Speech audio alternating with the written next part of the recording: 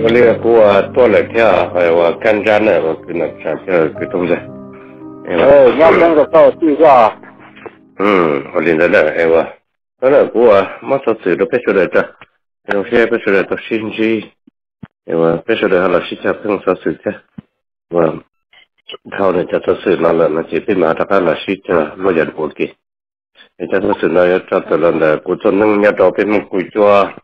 有点呢，这多少是找到了的呢？不要还说就是正要的啥子叫搞的搞对了，因为这就是是我那找到了呢，都他说是路了，过了这的还都在家门口，就都在成了，我们给啥？这是上找了的，这种路在结果了搞对了，要老细了，叫热咕噜灰啊，你那今天弄要老的老师，因为这里种fruit了都吃的。这都做政府承担的，这是路的，我都知道的。路在家门口，这政府这些都是挣了啥了？这路在结果来，我这有老师了，一路就不弄了。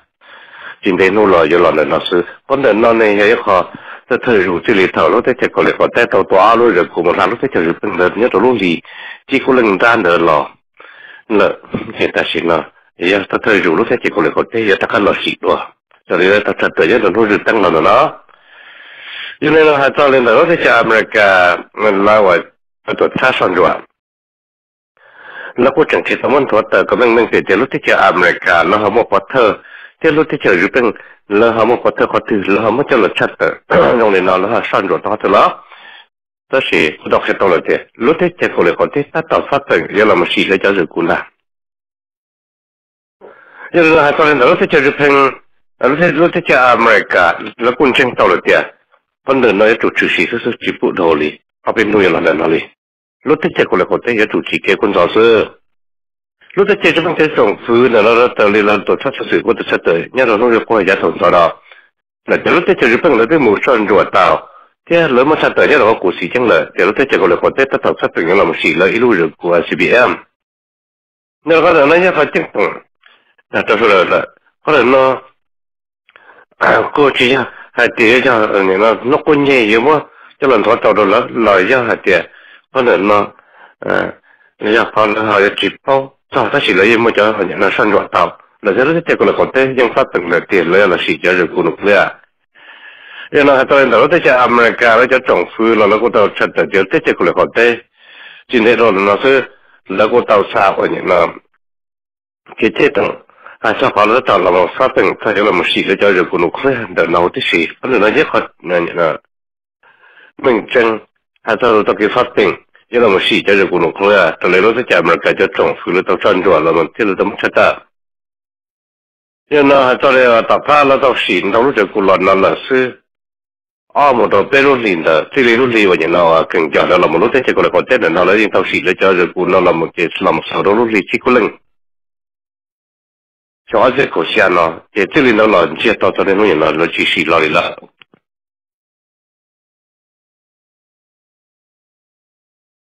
那那个搞的叫我们家路的这个来搞的了，还在继续，但是这里家了，路的这个来搞的，整了发等了的就是，那估计到才到的，人才了也来找去，你家了那也是几个工作者，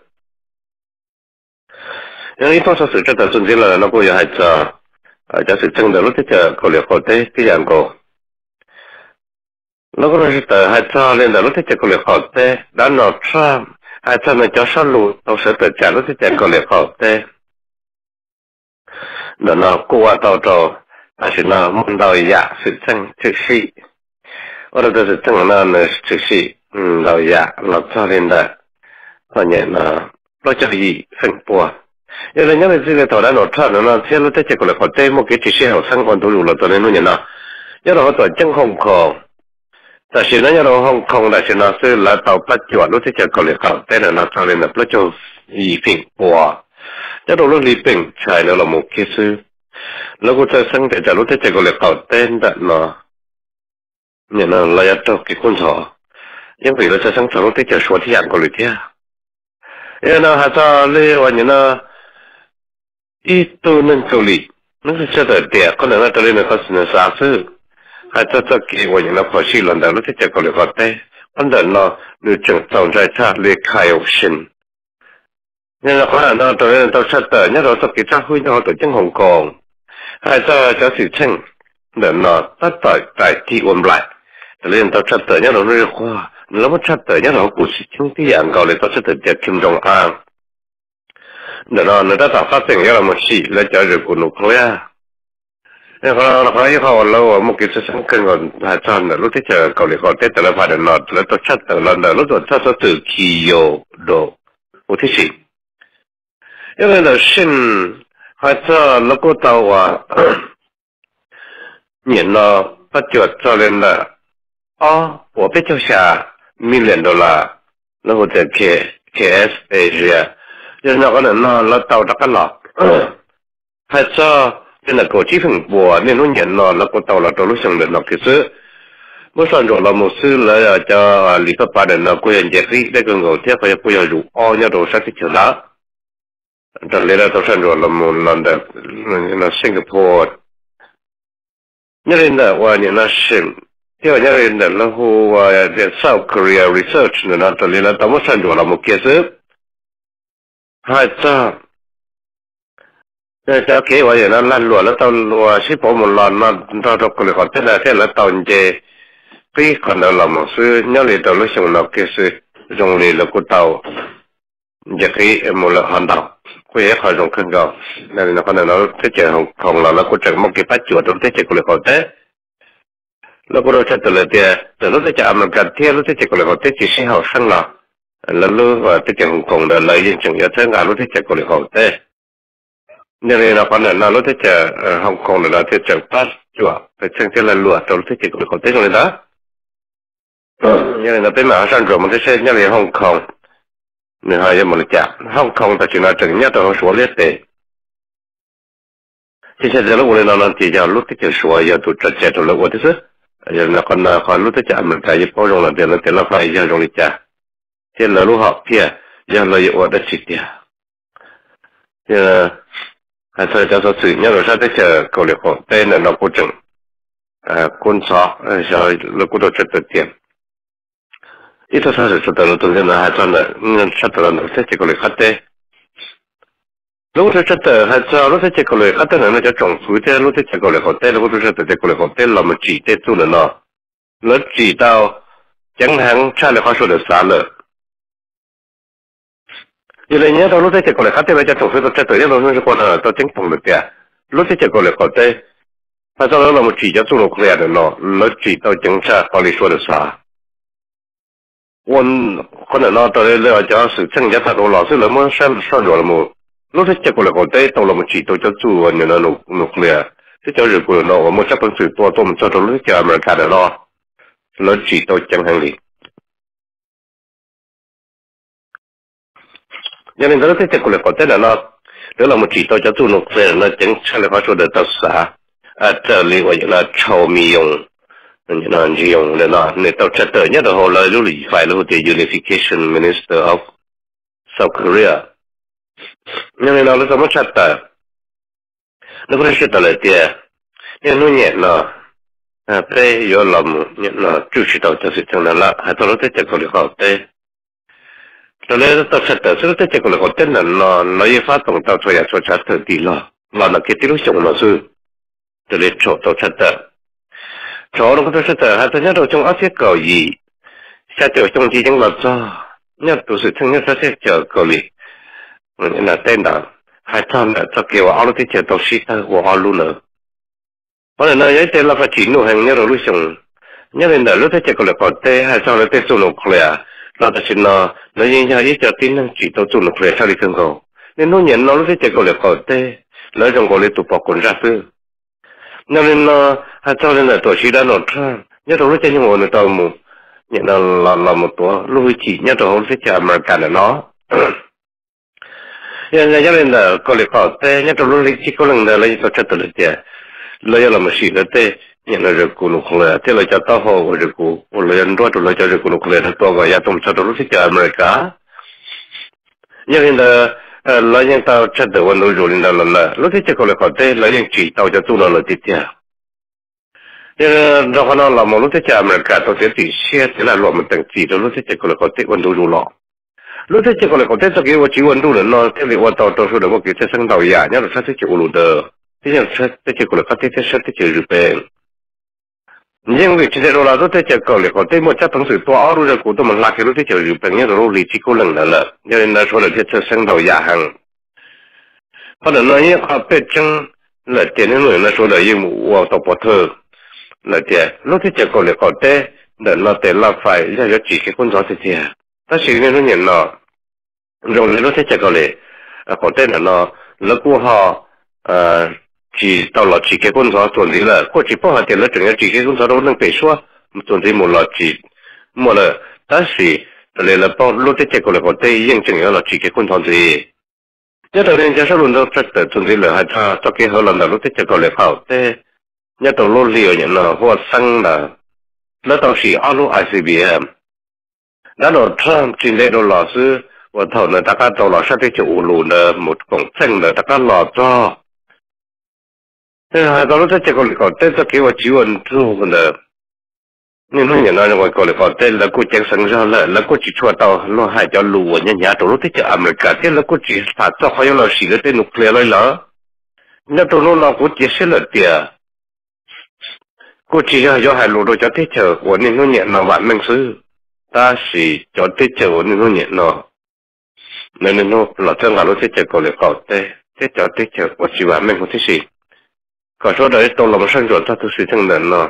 đã đầu Trump như tôi chắc tôi là đẹp có cháu thấy chờ như tôi là có xin là nó cho lên lúc thế chờ còn lại còn thế lúc thế chờ còn lại còn thế có chỉ sao là sĩ lúc thế chờ America lo li là sĩ lúc thế chờ America tôi chỉ có lòng là có sự một sự nhưng vì thế nên tôi chắc tôi đẹp bây giờ thì thái bây giờ thì chờ bùng dư bây giờ thì thái tôi cái tuần gì chỉ thái tôi đến này lòng giờ này chẳng chỉ cái con sao bây giờ thì chờ America thế bây giờ thì chờ bùng dư giờ lên là thay như tao chắc tôi cho số nó nhớ tổ hồ có lẽ khác thế, 我这这弄的到木工，正常的政府人是可能khác thế là lạ, nên là có thể nói như họ, nên họ nhận là rồi đó, nhà đầu luôn là có sự là có gia chủ, một cái giả sử nó thích America, chỉ cho là chỉ cái con dao đó đi, rồi thích America, không thích America là lợi ích cho tín hiệu Charlie hàng, lợi ích chỉ dùng gì. ít số sự chất tự nhiên là nó có hai sao lần đầu lúcที่เจอรัสเซียแล้วตัวchất tự lúc đó sẽ từ hai sao thì lúcที่เจอรัสเซียแล้วจะ政府呢到chính统到lúcที่เจออเมริกาlúcที่เจอรัสเซียจะ政府到chính统到lúcที่เจออเมริกาแต่lúcที่เจอคนละคนแต่ละที่แต่สิ่งนั้นใช่ยังไม่เก็บผลตรงหลังเนี่ยเราจะเจออุลุนะตอนนี้เราชัดเจนเนาะยังไงเราก็จะชัดเจนตอนlúcที่เจอคนละคนแต่ละที่cho nên lúc sẽ còn lại có thể cho nên nó sẽ lúc sẽ làm là cái còn lại có thể rồi nó sẽ sẽ ổn định được một cái phần trong lo do là cho con nên nó sẽ còn lại có thể sử dụng được kìa do là lúc này nó lúc sẽ Russia nó tụi vậy nó tụi sĩ và nên là phải nhớ cho họ lúc phải đào được quá có được chất lượng địa chia sẻ là địa rồi rồi một cái thay những cho là một đời của tôi cho thử thương nhân rồi sẽ còn lại thế chia sẻ là địa con đợt này vậy tên là phải chỉ luôn mọi người nói số đời tàu lòng lên, nhưng mà số đời tàu kinh số đời tàu kinh, hạt cho nó biết tới chơi phong dư, lọt còn nên nó nhận nó, số đời chủ là một nhận nó, đời số đời tàu kinh có đi để tàu sự chân quân gió được nó, chỉ sau nó chỉ cái quân gió dùng đến này nó từ lấy lúc tới chiều ra xỉa là tàu chất tờ, nhưng mà lên đời nó cho số lượng nó tàu chân tổng tàu một nó cũng xử lý cho nó tới chơi cầu lệ bảo thế, nên nó nhận nó nên nó chỉ tụi nó không ở đó, thế nên nó chỉ cái con dao nó đủ chỉ tụi nhỏ, nó chỉ dùng trở lại nó là có số lượng là tàu tỷ chủ, còn nó cho chơi ra nó phải chỉ tụi nó không à, nên là nó sẽ chịu ra xìa tụi xí, nên là phải đó họ lôi gì phải nó bỏ thế tụi chất tự tiệt,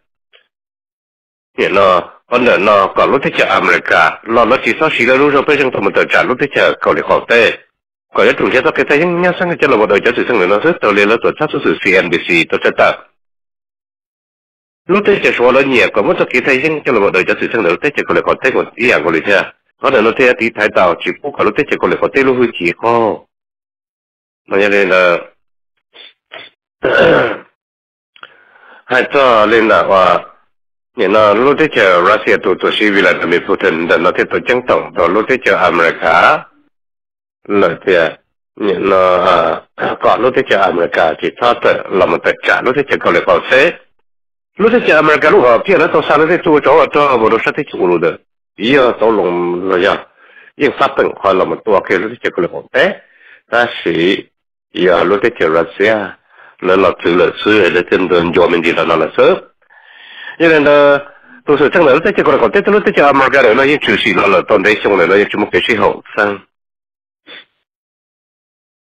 bây giờ là cho lúc thế Russia cho trồng phu tôi chẳng trồng cho America hay sao vào lúc thế chờ cái là phát thế lúc thế chờ America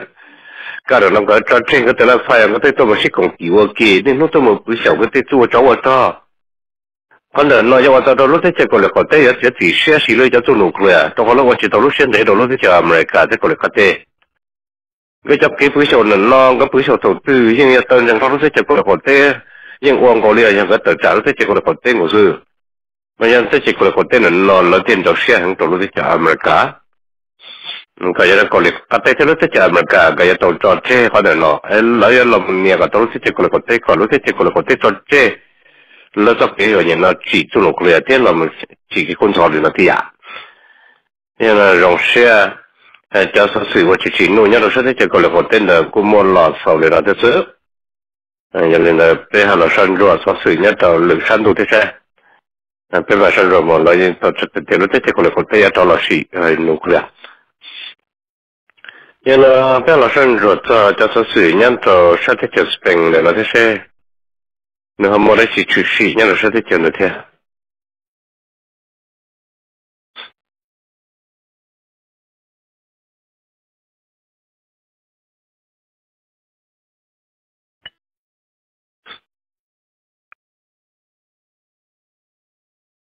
nó rồi nhá rồi sẽ thế spend của tàu mấy thứ sẽ cho tàu là cho nó hay cho khoa tiềnแต่สิ่งนั้นจงพูดกับตลาดแล้วแต่เราไฟกุ้งตอนนั้นเราพัดจวดตอนรู้ที่จะสเปนเลยจ้ะอย่างนี้ถ้าห้องบาร์เซโลนาลูกรู้จะเติร์ดเดียให้ตอนนั้นน่ะรู้ที่จะกาตาลอนกับนั่นกาตาลอนกาตาลานเนี่ยนะแล้วตะเกียบตัวจะเติร์ดมันจะให้เมื่อสังกุนชาเราเลยนั่นแหละตอนนี้ต้องรู้ลีลาเดินนะเนี่ยตอนนี้รู้ลีมไปเจอเดินนะก็ซื้อแต่สิ่งนั้นก็มันดาวอีกsì, allora, lo dice Catalogna, no, ta si no, lo dice Catalogna, lo dice Trung Phu, no, Trung Phu Spain. Ta si no, lo dice Tania Cha, lo mo dice che voglio no, mi chia hai. Ta si no, lo dice, ora non ne ho io con da quando c'è ci tao già si sente no lì. Lo dice Spain, la cuia, la mo si ra che la mo di thai ka, tao già non Catalana, no, te hai solo che lo mo chia hai. Đến nó, giờ tao muốn thoát cho, hay cho lên là lúc thế chuyện là nhớ đâu phải xong ít xíu cho phải chào, hay cho cái giờ lòng là một lúc thế chuyện gì vậy, rồi lên rồi đi boras, bây giờ ít thôi,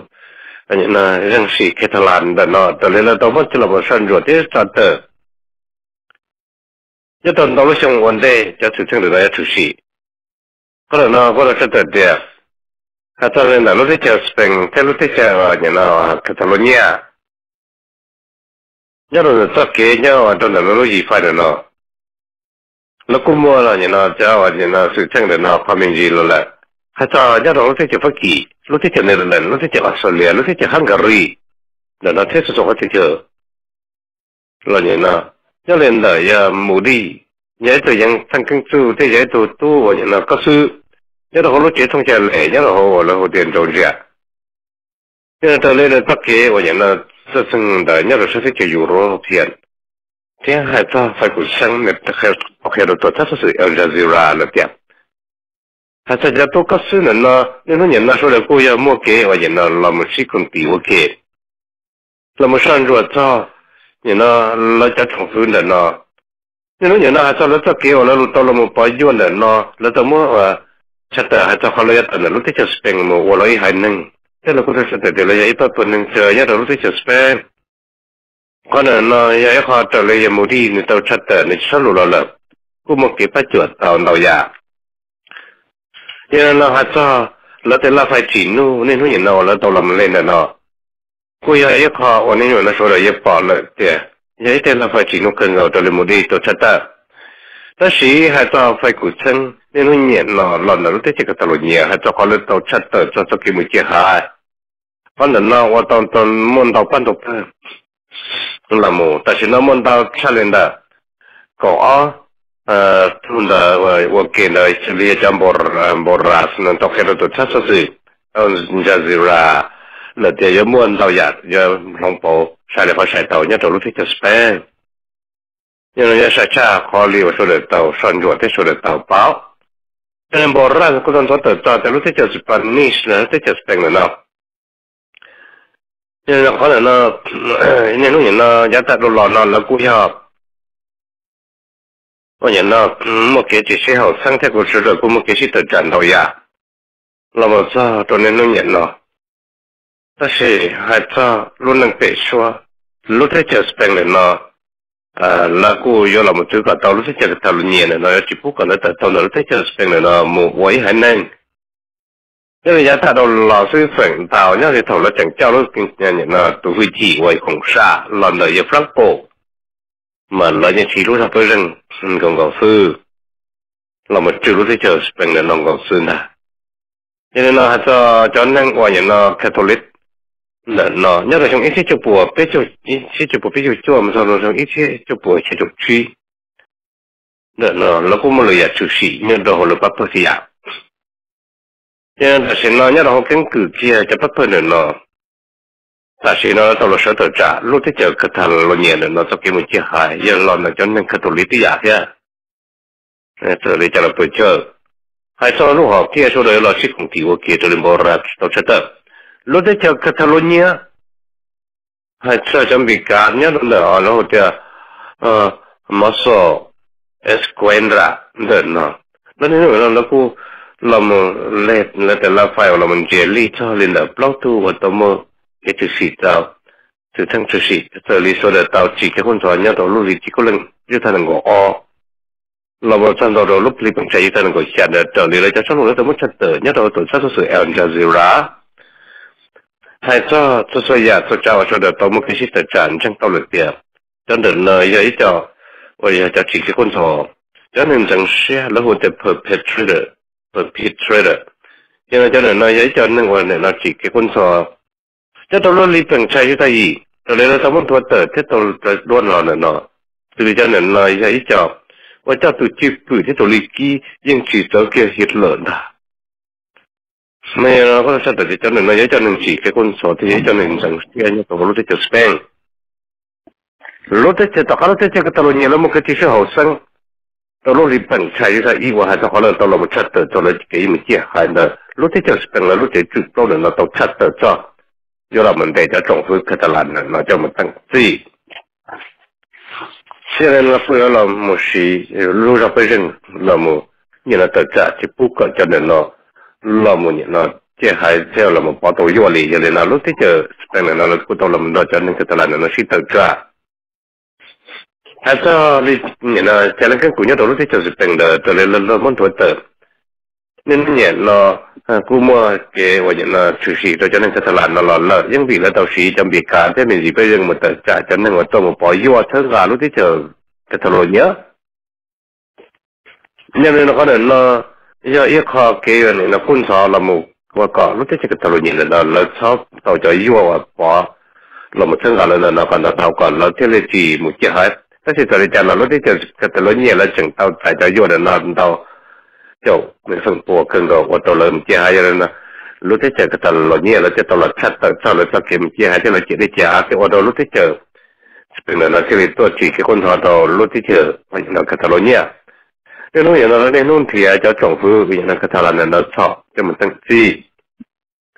lúc có chọn tàu lên là ít tiền lại cho mình tăng chi mấy tiền là cũng mất cho thế thì chuối tiền là chẳng mất cho những đồ chơi là chu bây giờ những con tàu kia tờ là xử lý nhau lúc thế chờ cái thằng lôi nhiệt tuổi xí chiều là mình nó không thích xí là có tàu qua hồ cái chỗ là mình xí thằng hôn ra đó lúc thế chờ những nó spend lại cho trồng phơi ta xí rồi những là chiều là mình nó cũng chỉ những tham lòng mình thôi là khi thằng hồ chắc chỉ cả là mình đó là hành là trong lâu nhau hồ thì chụp lâu tích chờ Spain cho nên là tao thiết tích sạp và rất chuẩn đề cả tao tụi mình cho là một tạch gì lúc tích chờ Spain lấy là một sĩ tao là cha những mà nè cho nên cái cu và giờ ít của chiếc châu chi có thể nó lấy chỉ tao sĩ rồi lì ta sĩ rồi nó do trồng phơi do tàu làm một xí na do làm một thổ chế của tàu hai mình cái tàu làm nó chỉ bố còn là một chiếc tàu hai nó đi cho nên nói chủ sĩ là cha ở đây có chỉ bộ chỉ cho sĩ sư mà thế thì thái tàu cho nên cái tàu làm nó có thế cho nên thái tàu để cha ở đây có ít bộ chỉ cho sĩ nó chỉ là sĩ lúc nào phải rằng là mình phải trả là mình sẽ thế để tàu cho sự chân cho nên cho sự chân chỉ nuôi nó ra tới cho Spain cũng một lần nó tới bây giờ là một son rồi cho nhớ sẽ tới cho Syria sẽ nhớ sẽ tới cho Syria để nó hay một đại chỉ chủ sĩ kia ta tôi nhớ sẽ tới cho Syria là có được sẽ tới là tôi thấy sự ABC là để hay cho lúc tới cho Syria cho sự sinh cũng mua cho tới cho sai bây giờ của cháu tôi muốn đào hơn cho họ但是呢就得保证了点说的要等好lúc tới cho Syria một lần như chỉ lần đó nhẹ nó chỉ cái con đó là hậu là lúc tới chờ Syria cho lúc tới một chỗ cho chỉ sĩ hậu sang là toàn đầu lúc dùng tu sự sang đến nó có giá tu sự sang ổn định nó nhẹ nó đợi tao cắn cơ rồi lì giờ lên là hai sao lên là cho nhẹ nó bây giờ tôi tới chờ nó buông một hai trận đầu tiếp tục tu để nó tu mình nhớ đó lúc tới chờ Syria tôi bắt muốn đó là thì thay cho sự sang hoặc là nó có giá thì nó phải chỉ nuôi hai sao cái bắt chuột là lúc tới chờ Iran thế lúc tới chờ Russiaแต่เรื่องที่เจอซีเรียตัวชีบาชาอาซาแต่เราก็ต้องเชื่อตัวเดียที่เรื่องที่เจออิหร่านที่เรื่องที่เจอรัสเซียตัวปัจจุบันเรื่องที่เจอซีเรียเราเลยเราแล้วก็เรื่องตัวละไฟจีนู่นเราอยากที่แล้วก็ตัวตั้งตัวเขาเฉยๆที่จะอาจจะก็หลอนเลยจนถึงจีเกี่ยวกับซอยังวิ่งย่อจะเก็บปัจจุบันเราเนี่ยเรื่องที่เจออิหร่านจะไปเรื่องที่ตัวจังหวัดที่เรื่องที่เจอซีเรียเรื่องที่เจอรัสเซียที่อยาก现在可能呢，如果是呢，这里什么技术chế tạo这叫是为这政府，如这叫是为这政府，这么这本水么多chế造就能自己工作得好。现在可能呢，如这叫是为那这政府，我们给种协助这叫那些，这如这叫二万都给不做。原来呢，如这叫二万的，那如这叫不做做错，这路上非常到处不了，如这叫是为了么的，就能自己工作，要到了如这叫呢。xử lý cho nên Islamic State nên là hay sao giáo sư sang đó nó chỉ sẽ học sang đi với trong ở trên cổ in là một trong nên nó nhận nó là cho nên là hay sao lý cho bây giờ cho tới giờ là tàu xa tôi đầu lúc tới giờ Syria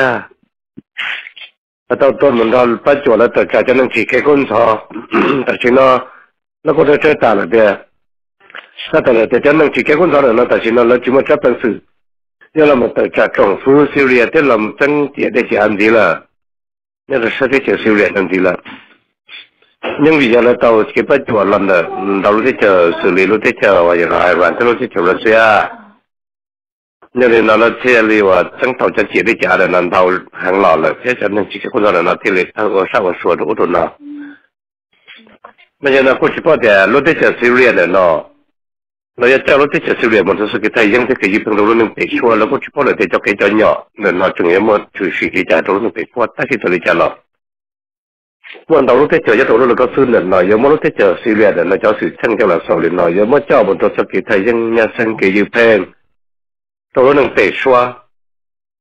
ยาเลยนะตอนรถที่จะอเมริกาจะไปยังว่าจึงเนี่ยตัวชาโกเต้นรถที่จะสิเรียเราใช้ตัวเล็กเนี่ยเลยเราปั๊บไปส่งจนหนึ่งวันเย็นเราเท่ากับจนหนึ่งคืนดิสนั่นเราก็เลยจะไปเรื่องนั้นเราหนึ่งตัวขอถ้าจะเราจะไปเรื่องนั้นนี่นู่นนั่นแล้วก็ต่ออันนี้เรารู้ตัวจะเลยนะแต่เลยเราจะมันก็จะจงฟื้นนี่นู่นเราจึงมั่วเนี่ยตอนนั้นเลยชิปปวดเทปตู้เราจะรู้สึกได้จุดที่ที่เลยถบารักโอบามาเนี่ยต่อเนี่ยเรารู้วิธีนั่นแหละcho nên nó có thể nó lên cho là cái lúc đấy cho America nó chúng mình đầu cho lên là ít bộ ít thiết chỉ bộ tủ được cho rồi sao để xử lý là một chữ rồi sao có tên là cái là một bắt chuột rồi cho nên cứ đi đó nên nó đầu lúc là cấp sư lúc đấy cho America thì bắt chuột cho nên cứ đi nó là một tờ trả nên rồi sao để xử lý nó là tầm này cái lúc đấy cho America lúc rồi bây giờ rồi sao để xử lý đó cái gì trong phương America là tổ chức là để ta xin nó là một lúc trong họp kia hay là một chữ là cho bây giờ còn nhau tổ chức để chờ có tên là lúc để chờ Syria để nó tay rộng nó bỏ tao lại tiền lấy là nó có cho thân nó cho bỏ chơi lấy nó thế sớm nên nó là nó cái kho mua được rồi để mua cái sinh tàu giả hay cho lúcที่จะอเมริกาแต่เราphảiคนสอนเนี่ยเราใช้ที่จะซีเรียเดี๋ยวที่รู้ที่จะซีเรียที่รู้ที่จะอิหร่านเราก็จะแต่เดี๋ยวไปคุยที่จะที่เราเขาแต่นั่นตัวสิ่งเรารู้ใจยังแต่สินะแต่สิวันเดนี่ยจุดต่อมูสิกงช่างเจ้าต่อมูสิช่างหูยอดตัวจังจีนี่ว่าก็ช่วยยาช่วยจ้าเปิดตีล้อมูกี่สิหัวซึ่งมูกี่สิต่อยูอาลมชื่อรู้ที่จะซีเรียไปรู้ที่จะอเมริกามาลิตาไปเชียร์ย่อไปจิลีหลักจอดติดลงลินอหานาโดนในเป้าเนี่ยเราคนเรารู้ที่จะอเมริกาแต่เลยจะแล้วตุนเธอเป็นว่าที่ไทยที่เจอมันเรื่องเดียดเป็นเจมส์แมทธิสเอาชัดต่เนี่ยโดนลินอสมโจให้จอกกงหัวที่กงหายจอกเกซึ่งครับเดี๋ยวเราไปกดซึ่งจะจอกเกยลงชิทั้งหูตอนนั้นรู้ที่จะซีเรียให้ตัวฉันนึงเคยได้หรือจะส่งผู้เราก็ตัวกงหัวรู้ที่จะอเมริกาเนี่ยแต่แต่ฉันเราคุมกิจสังเตาอยากให้เจ้าของรู้ที่จะอเมริกาจะโทรต่อเนี่ยตัวชาติที่จะซีเรียđóเชื่อว่าตัวรู้ที่จะซีเรียเราจะจัดจนนึงคือดิฉันเนาะที่จะตัดตัวตั้งเราจะเจได้จะเอาแล้วจะมั่วเนาะละอย่างนี้ตัวลิงสอนซ้อที่จะจงผู้ซีเรียแล้วก็ที่ตรงหัวตัวรู้ที่จะอเมริกาก่อนเลยจุดเท่าแล้วจะเป็นอย่างนั้นต่อหนูที่สิจะก็จะทั้งอาจจะนึงสิแค่คนสอนจะรู้ที่จะซีเรียนั่นแหละอย่างนี้เนาะให้เจ้าแต่ละลูกอันนี้นะยีไฟดาวลูกปัวก็จะเจอถ้าเราที่จะมันแค่จะไปเรื่องวันตัดสินเนาะนี่เราจะเจอซีเรียเราจะจีนเนี่ยตัวสื่อเช่นไฟกุศลแต่เนาะก็มองที่คุณสอนหลอดฉากนั้นสิจะเรียนเราคุยถึงยังไม่รู้เราไปถึงเนี่ยเราจะตีเราเหมือนที่ไทยจะนึกคือดิสแล้วก็จะรู้ว่ากงหัวได้ติดกงหายเที่ยวว่าอย่างนั้นจงฟื้นเราก็ซึ่งเราเจ้าก็ต้องรู้ที่จะซีเรียที่เจ้าว่านั่นว่าคือดิฉันมาเล่นเราเปิดสิ่งของซึ่งเราจงผู้เสียแล้วก็ช่วยตัวมุดตัวจังจีนีว่าช่วยตัวหมู่ให้ช่วยตรงต๊อกตัวหมู่เนี่ยเนาะมันรู้ที่จะเสียแล้วจะมุดตัวที่จีแบงไอ้ยันเราคงหาได้ที่คงหายตัวเราหมดชื่อเนี่ยเนาะเราจงปล่อยช่วยเราหมดชิดทั้งคู่เนี่ยเนาะยังไม่รู้ที่จะเสียแล้วมันกี่ปนจงรอดที่ตัววันเจ้าตัวหลังเตะทองละยังเราจีนเนี่ยรู้ที่จะเสียจะตัวนั้นตัวมันเศร้าเลยเนาะไอ้ก็ช่วยตัวเราไม่รู้ที่จะเราจะมุดตัวที่จีแบงช่วยเราหมดชิดคือเนี่ยเราว่าจองฟื้นเรามาช่วยการที่เชิญได้ตัวรุ่นหนึ่งปีชั่วเลยสิคนนั้นเขาตัวเลี้ยงตัวชัดเตอร์ยังไงนะจะได้จะลายาวเนี่ยตัวมันชิดทั้งคู่ยังเราตัวจริงจริงนี่ว่าเท่ของเขาได้ที่ของหายตัวตัวมันชื่อแต่จนยาวลงนะจนยาวเราทีเทียตัวมันปัดเพิ่มทีเดียวในใจละเนี่ยเรายังมันเกี่ยวกับเขาสังเทีย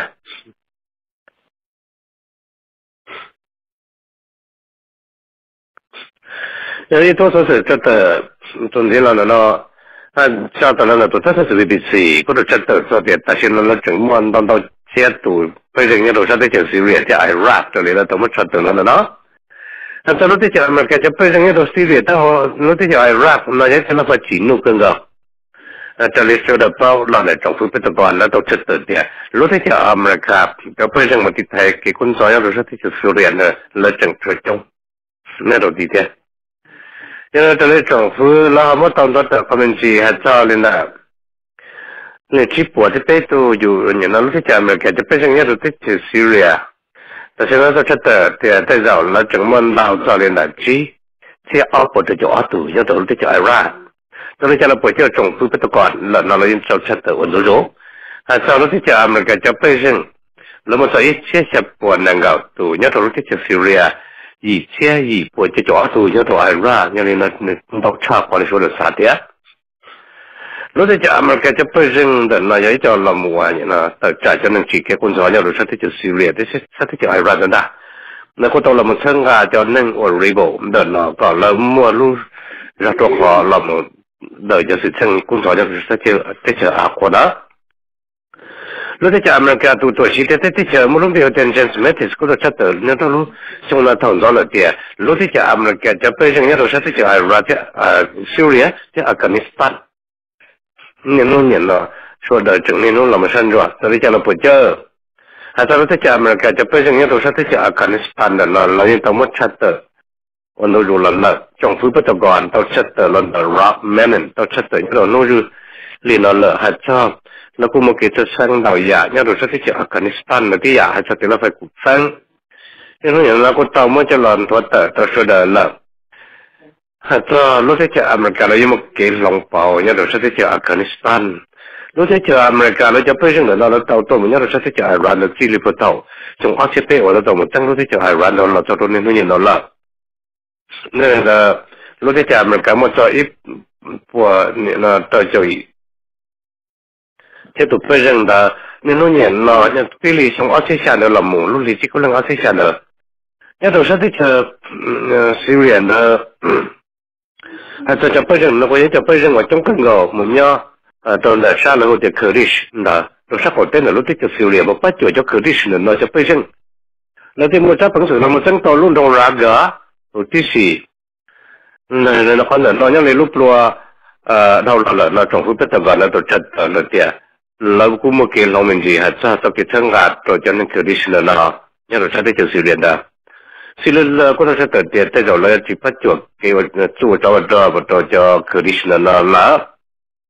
nhưng vì là mua lúc cái Syria là nó cho một số cái phanh là sự giờ là chỉ là bắt chuột cho nên Kurdish là nó còn lúc cái mình cả tổ chức tự mình gì ta chỉ tự lý cho là số cổ tung đây rồi là cô yêu hai liền đó ta chỉ sắp cái tung cô một lần phải cụ tăng lợi giá thế cho nên cái số đó xong mình sẽ tổng đó cho nên là hay sao thế là sự chẳng nói rồi sao thế chờ ác quan đó cũng muốn lo lên là thế chứ nhưng bây giờ là sân ruột cho sự chẳng nhất là tiền đủ để sẽ hợp một lịch là vấn đề lúc trên những tin gì những lời cho là thế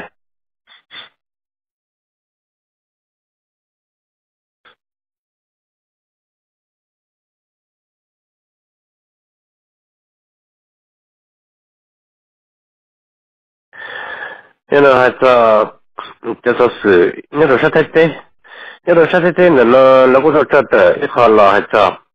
lúc thế chợt thái là tất cả những lòng thì từng như một lần luôn đó lúc thế chợt mình mà cho tới là rất sự bằng compose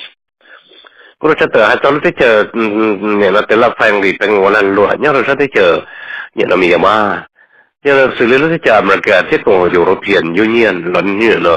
số là có chỉ tàu xe hay cho lúc thế chợt mình mà là những là tàu số một chỉ tàu cho nên rồi hiện nha nhưng mà lúc thế chợt mình mà là nó ta tự định là lúc thế chợt thái cho lúc thế chợt mình mà người dân chừng một cái là luật ship bộ một lo cân của lý tiếc lúc thế chợt thái chẳng tông bị tầng đầu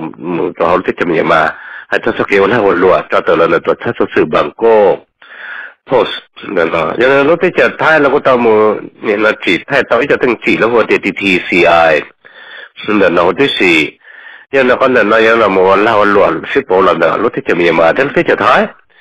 con là nó sẽ tới rủ một tàu lúc chồng để lúc chồng một chơi vô lò nó là một chỉ cả tàu thời gian số chặt thời tỷ lo để nó tới chỉ phát triển ra dùng việc tăng sau để nó sẽ tới $1 billion giờ nó hay cho nhiều thay cho chỗ gì billion giờ nó có là nó giờ họ lâu à nhìn nó tôi một chỉ cả tàu cho thằng chỉ của xử lý là một cái cho nó xí thiết cho thằng để nó tàu cho tàu lúc lớn để khai in stain đó rồi dây tôn đó chỉ để trả là lúc thế thái chứ lúc thế chậm nhiều mà nên lúc thế chậm mà cái công hồ đó thì công hai nó có tàu thoát tờ lúc thế chậm nhiều mà hai tàu sắp kết số một chỉ tàu là mấy pê sinh nhớ tàu lúc sinh lạc khai tờ đi trả là số là dây tốt hoặc là lợn mình bể lợn thì có thể nói những họ tấn mình nhớ tàu lúc thế chậm nhiều mà sư nếu chỉ là tới thế chậm đi tấn mình cho nên lúc thế chậm thái lỡ trở nên nó các xe lòi như một trả lời cho từng chỉ được nó như một con hạt luận đó lúc thế chờ mình mà ta chỉ cho tập là lúc thế chờ được nó cho tâm mình cho nên nhớ đâu từ lúc hồi kia góp chạy như là thành là số hoàn để nó có thể sẽ tớiเลยnhớ đâu lúc thế nó trao phu cho nó của chính bằng cổ lúc lì long cái thằng dưới ta đừng có ý nó có thể sẽ tới là cho nó chèn mua cho vậy như nó từng chỉ là đạo giả là lúc thế chờ thái cơ hay xử lý giờ có sao cái là cái luật một trò lúc thế chờ mình mà cho nên hay cho lên đầu là trọng phụ cho thế chờ hay cho là tàu là một thoát cho cái chỉ sản sinh tàu lúc thế chờ mình mà một tàu qua tàuนึ่งrồi nhà tàu kia tàu lúc thế chờ mình mà mộtนึ่งthoát này nhớ tàu lúc thế chờ mình rồi để những vì do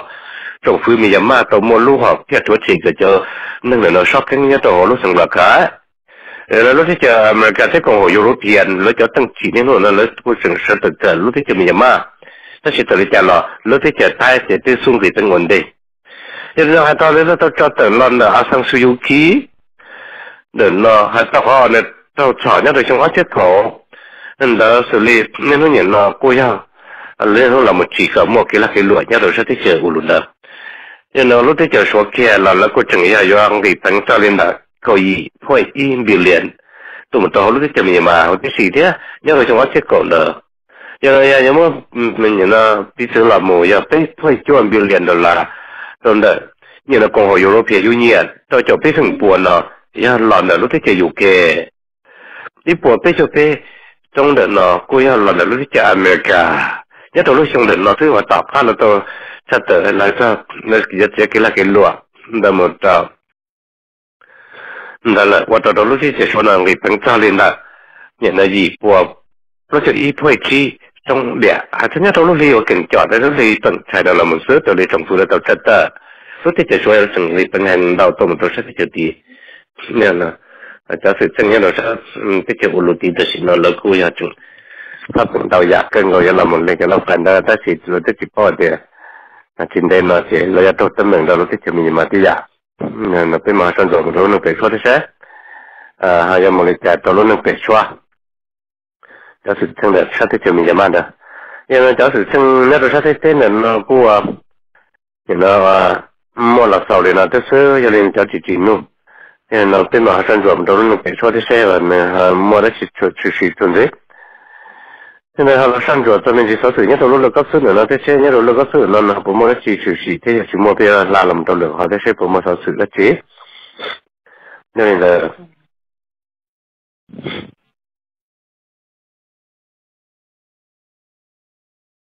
一到是这的那那说是那个水呢，那或者是的那都它是 NBC， 或者是的别路的就说是也叫好吃的喏。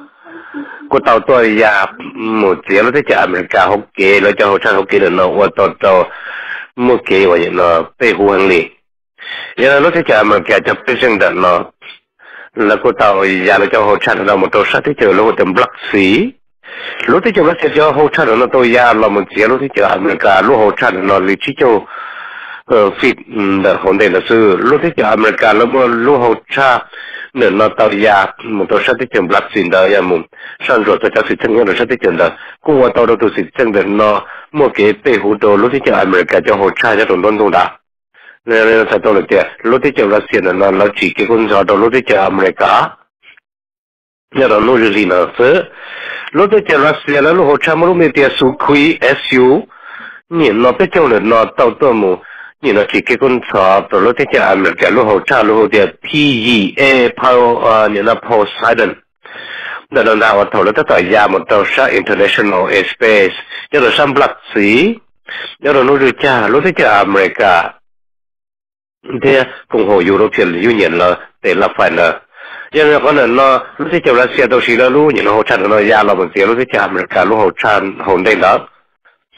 này con nó có lúc tới chợ Russia nó ở sát chỉ tàu lúc tới chợ America lúc tới chợ America nó sẽ một sát Black Sea là international water người chỉ ở lần từ lý解để chợ như thế nào lúc tới chợ America tàu lấy tàu chất là yên mua chai là do là một như nó lấy tên là Fire Freedom Navigation Operation nhớ rồi có thể chờ là hồ địa international water nhờ thế nào có tới chợ Russia là chủ chỉ cho chỉ cái con số là tàu lúc tới chợ America như thế là lúc tới chợ Russia chắc bây giờ là có được nhớ rồi nó rất quan là tiền sau là lúc mà nó hỗ trợ nó lại tàu qua là tiền nhưng vì lúc tới chợ America lúc hỗ trợ nó tôi chỉ đâu là tôi chỉ để trả rồi thế nó lời giá tôi chẳng hạn giờ nên là lúc tới chợ Russia là tới tàu giá là lúc hỗ trợ nó một tháng lúc tới chợ America tôi không kể sứ anh nó trở lại lúc tới chợ Russia là tôi yên liệt giờ nó có nó tôi chắc tôi lần đó lúc tới chợ Russia lúc tôi chắc thật sự là một tiền TSS để nó đạt giờ tôi có là tôi là một môn tôi lúc tới chợ Russia lúc hỗ trợ nó lúc tới chợ America lúc hỗ trợ nó là con tàu một cái lòng là tàu cái giá tự lưu được họ làm một lần chứ nhưng nó sau này là lúc tới chợ Russia cho nên là tàu chặt nhưng mà sắp Black Sea nữa có nữa nó như vậy có sự chân tàu lúc tới chợ Russia chứ nhờ tàu tới chợ như là săn hút bông đâu cho được một cái chỉ số học sinh chỉ là lúc tới chợ Russia tàu lúc tới chợ Crimea lúc tới chợ Ukraine nhớ rồi trong Asia của pro là lợi thế như cho sự chân là nó trừ sĩ quân đội tàu sát tới chợ NATO nhưng nó tới chợ Russia nhưng tôi chỉ cái con gió đồ sẽ tới chợ NATO đâu quân đội là chỉ tuân cho tôi nên nhiều nó cháu phải sang nào phải tôi là để nó tới chợ Russia là nên là có chợ mình thì tha nó tới chợ mình cái tí dạng của nó chứ nên là bây giờ sang rồi mình sẽ nhất là sang Black Sea nó này nó giống mà nó chỉ cho nó phải số thế nên là thằng nó có phân là nó thực sự có cho kỹ thuật tuần gì là nó hay cho nó thích chỉ có là có tết để lắp phải chắc là nó ta sẽ sử Fox News có được cái đó thích chỉ có là có tết là nó tại sao nó lắp và những tấn khẩu đi cần gọi là một chỉ thay của tao lấy cho tụi nụ cười là nó phải trong chập tới lúc học kia là tôi chỉ lúc này tới chờ America chỉ cái con số là tôi luôn đừng kể xóa cho nên là trở lên là Kim Jong Un đó tôi làm sân rồi thì tôi muốn chết tới là nó là để cho tôi tự tin nó có sẽ tới là tiệt lúc thế chỉ gọi là có tên là tấn khẩu đi cái là một chỉ thay là tới tụi nụ cười là nó còn là một chấp tấn xử sĩ tôi giáo sư là một tiệt ICBM để nó thế chỉ có tàu thời chỉ lo đào giả đó là một tuổi trẻ tuy nhiên nên của chỉ cái con chó xếp thể xử lý cho nó thế chỉ America đó tôi lấy cho tao rồi của nuclear là một tiền nuclear warhead nó thế chỉ có lẽ các tên lo gì phải unification minister trong miệng chỉ dùng tàu khé đó rồi cho sự là hay thế nhớ rồi trong article gì này nó sư thì lúc thế chỉ có lẽ có tên lấy là một cái dòng xe cho nó như nó cái vậy nó mớiยังcho thằng là lúc thế chờ còn lại phát thế còn lại còn thế và một lúc xong là chỉ là tao muốn lúc thế chờ nó phải thì vào luôn là giờ lúc thế chờ còn lại còn thế giờ là cái dòng xe giờ là trái nó chưa sinh chấp lần thì đấy là một sự lấy cho rồi của nụ lên nó nè lúc thế chờ còn lại còn thế là nó chỉ tao cho tôi nụ lên nó chẳng cha có lý số được xả lợ nhớ đầu lúc xong nó dưถ้าตัวเตี้ยลูกชงเชียนนอนเจลูกที่จะกดเลยกดเต้มั่วตัวจะตู้เรือกุนุกเลยมันจะเป็นสุริยะตัวตนตัวลูกที่จะอเมริกาลูกที่จะกดเลยกดเต้เราเรามันจูนดาวแห่งเลยเราเลยแล้วตัวเนี่ยเราปะเราซื้อลูกที่จะกดเลยกดเต้เรามันจะจูนเราสิจูสิเนี่ยดาวแห่งเลยเนี่ยเลยเราคนเดินเราอย่างลูกที่จะกดเลยกดเต้เราสีเลยจะจูนเราเลยเป็นเสียมันเกี่ยวกับคนดาวยาทีนี้ลูกที่จะกดเลยกดเต้ตัวเรามันสีจะจะกูนั่นดาวลูกตัวลูกที่กูนั่งดาวเราซื้อลูกที่จะกดเลยกดเต้กูตัวเราnhân chế tạo tàu Indo nó là quốc chỉ tàu làm chắc tàu cho cái là một sự việc của nó là thế chỉ cái con tròn tàu dạng gì là nên là con nên quốc chỉ có ta chỉ trở lên tàu sân rồi lúc thế chỉ có là còn thế chủ yếu là sự lấy cho việc của nó là chuyện gì chính đây nó là nó sư như là cho sự sang nhá rồi là các sư cho địa chỉ nó cũng một lần là thế sư giờ nó biết là sân rồi sự thành nhà tàu săn đủ thế xe họ một đã chỉ thế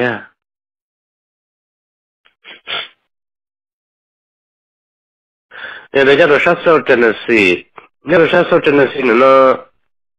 cô chỉ một số sự đó chỉ chữ nhà tàu nó nhà nó bên mà sai một xe của một chữ xe rồi một xe thế cho bây giờ săn rồi cho sự thành nhà tàu sát chờ mình mà đợt nó vấn đề nó chạy luôn nhau cũng chỉ dừng lại cho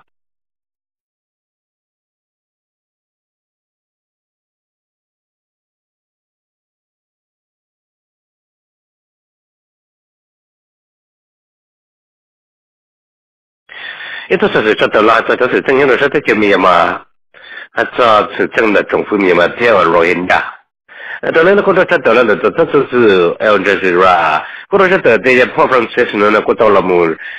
cho đó lúc chiều miền mà họ lúc trong nhà công có tàu là một trà lúc chiều miền mà từ trong phương một lúc miền thì sang Suzuki nữa là cái gì đó là cụ chính nhà văn cho từ sự chân là chân là rồi hiện đãอย่างนี้เลยพอฝรั่งเศสก็ตอนตัวมันจีเราได้เชื่อมีมาตัวสเตทคาวน์ซิลเลอร์เราอยากอาศัยสุยุคีนั่นสิอาจจะเลยจริงอย่างนั้นตัวเจ้าตัวสิจังเดอร์โรฮินยาอย่างนี้เราอาจจะเรียนแบบนั้นเนี่ยตัวเราต้องกงจังเนี่ยเรายามกงเนี่ยเราต้องเรียกว่าเนี่ยเนาะอย่างนี้เราคนเราจะแต่ละฝ่ายจีนุกันก่อนเนี่ยเราได้เชื่อมีมาอาจจะเกี่ยวกับจับสื่อที่ให้ตัวเจ้าอาจารย์เด็กคนเราหนึ่งพระพุทธเจ้าเนี่ยเรารู้ที่เจอมีอย่างมากเนี่ยเนาะอย่างนี้เนาะอาจารย์ลินดาจะนึกเราเห็นอย่างนั้นเราคุ้มว่าเราถ้าลินดาตัดปวดเช็ดตัวเนี่ยเราต้องเช็ดตัวมันเนี่ยเรารู้ที่เจอเป็นกระเดเราเนี่ยสักเกว่าอย่างนั้นชุ่มจิตต่อเราเนี่ยจงฟื้นมีอย่างมากจันนั่งเนี่ยเราพระพุทธหนึ่งเจ้าวันเรื่องเกิดใจมุสลิมแล้วก็เราเช็ดตัวรู้ที่เจอมีอย่างมากแล้วมั่วสักเกณฑ์ทุ่งเจ้าจันนึงว่ามุสลิมเนี่ยเราที่เราลำตัวจีจันนึงเราเห็นอย่างนั้นเราคนเราสักเกณฑ์เนี่ยเรารู้ที่เจอมีอย่างมาก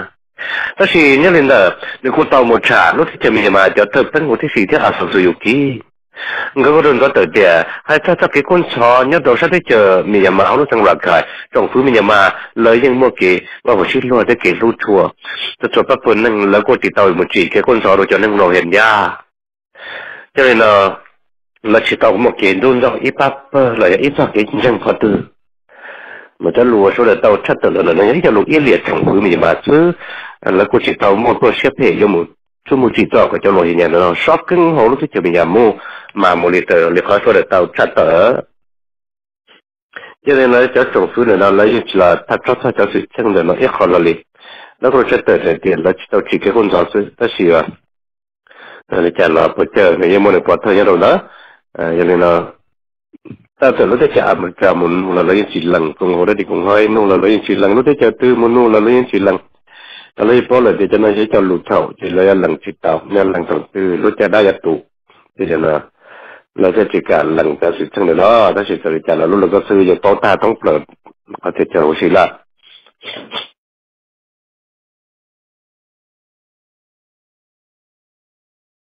nhưng mà cho sự chân nhất là sao tới chờ mình làm à đó nó cho lên đầu qua trồng phứ nhưng mà mình mà thiết trồng phứ ở Bangladesh nó có rất là nó cho số sự Al Jazeera đó nó cho nên rồi hiện giờ nóจะ看了之后lúc cho mình mà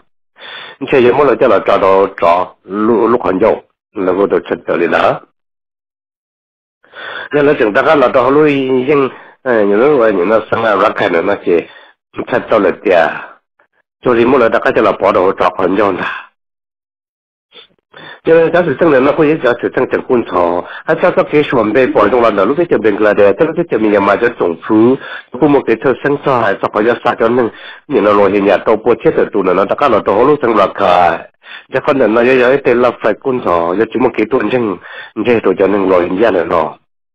因为呢，真正那到我能看呐。nhớ đầu lúc chơi bên cái đấy nhưng mà nó tiếp tục cho cái số một chỉ trò là trồng phim nhiều mà ta khi đó nhớ đầu lúc chơi bên cái chơi trồng phim bên cái đấy nó là một tất cả thế trường hay là xuồng đây nhớ đầu lúc chơi nhiều mà nhưng mà cho nó sai ra khác nó vào nó chỉ rồi nó chỉ có là nó nhớ đầu sự chân của cái hỗ trợ là đồ cho lộ hình ra nhớ nên nó hay cho nó thay đổi lịch tiền nhớ nên là trồng phim bên cái đấy nó cho trồng phim nó tạo sự tất cả nó thay đổi lịch tiền là ta tạo mua nhưng mà tụi nó phải cụ sinh là nó mua ta khá tụi nó tụi khen thêm một tổ lúc thì chờ mình mà đã cho nên là tụi nó kế cái trả cái ship bỏ rộng nó là muốn cho nên rồi hiện là nó chết ta thế là nó xài ra tổ lúc thì chờ mình mà ô lên nữa nó nè nếu xài cho nên rồi hiện là một tổ có tứ cho nên nó nè nó học kia ta có tụi lo nha nó hơi vô cha tiếp kia đi là đó lúc còn giống sai cho cái to thế cho cái vấn đề ta xin nó vậy họ sự chân ta tới là mình nhẹ được nó hay sao khó của những nó nhẹ nó tí tôi chỉ thấy cho nó tí giảm nên là nó có trong chất tử là thì có nên nó cũng giới tiền là phải số được của một cái chất xứng tàu giả cho sự chân đẹp cho nên rồi hiện ra nên là lúc là có sự nó số đấy tàu là một sân ruột thế tàu là mình nhẹ cả cho sự chân đẹp nó cho chỉ linh đã phát tàu là thì cho nên rồi hiện ra là nó trong cái khuôn thọ nó hẳn giờ tới cái bỏ rong làm là trồng phun bên này thế trồng phun mình mà nó sửa bên nhất là lúc liều nhỉ nó cứng thành ra thành gỗ bên đó nó ăn thế chờ à cho có những món cho nên quan nhỉ nó chẳng xia nhỉ nó rồi hiện nó sa đặc nó tôi hồi lúc chờ mình mà cho nên nó tiếp tục cái số một chỉ tao nó lúc chờ mình mà rồi nó bỏ chuột ta cho nên chẳng những cho nó sa đặc nó tôi lúc chờ mình mà thế chứ trên chơi là to shocking ta bây giờ nó có thể nói cho họ lúc đó có sự nó cho cùng họ tôi kiến giải chừng thế còn đây thì cũng hai lời chủ tàu tuần cho mùa nó son ruột cho sự chân nó còn minh bề thế sau đó tàu tiếp thì xe cả rồi dùng ổn định sắp lời giống cho nên nó sẽ đã khác là tàu họ lúc sẽ chừng mà nên là còn trở lại là tàu set nhưng là tàu nhau tổ chức nội dung lúc khi tầng chạy nó nhưng là sẽ học thế nào vậy cho tuổi xin là lúc thích chờ bình là đấy để nó tiếp tục làm tốt cho sự sinh nhật đầu sát thích mình mà nó là hay cho họ thì lợi là có chỉ cái cho nên rồi hiện là nó sát cái tàu nó thích chờ mù nó tàu xí lúc rồi phải chăng là một tàu trả cho nó hiện giờ nhất là nó sinh lạc cả nhưng từ lý do cùng họ tôi cái nhân dân là nó có tàu theo tổ chức số sự Al Jazeera là nó có một cái sinh đầu giờ hay cho cáiวันนี้เราจงฟื้นมาที่จงฟื้นเป็นประเด็นก็จะรีรอที่ส่วนไปปล่อยลงจะรีเราเมื่อจะนั่งรออย่างเดิมเราอยู่ขอเกี่ยวกับเชื่อเราสารการเราตัวเราที่จะมีมาเพราะนั้นเราย้ายตัวสื่อซึ่งคุณสอยถือสีโดยจะนั่งรอเห็นยาแต่ที่เราทุกคนเนี่ยตาเราไม่เป็นสิ่งที่ว่าชีทุกสิ่งเนี่ยมันต้องตาไอ้เรื่องเนี่ยขอเกี่ยวกับอีนี่ไปเจ้าอย่างนู้นเราเสือจิตสีมันเราสารการเราจะต้องยีมันถ้าตัวเดียวเดี๋ยวเราหาเราจะคนโย因为他说是一种个的不是就老古老的手里了这种些，比如说到老碰到水果给了，我做那个被蒙古做了古水浆，也是被嘛哈，老某些叫碰到水果给到，我在用些找了个到那样子没跟就说那好啊，那就一种人在跟门道啊，然后了他还古真他说的是叫那个给么，咧啊，那一路投资的，我找到那个经济过来的，我做那找到那样给动作给个啥。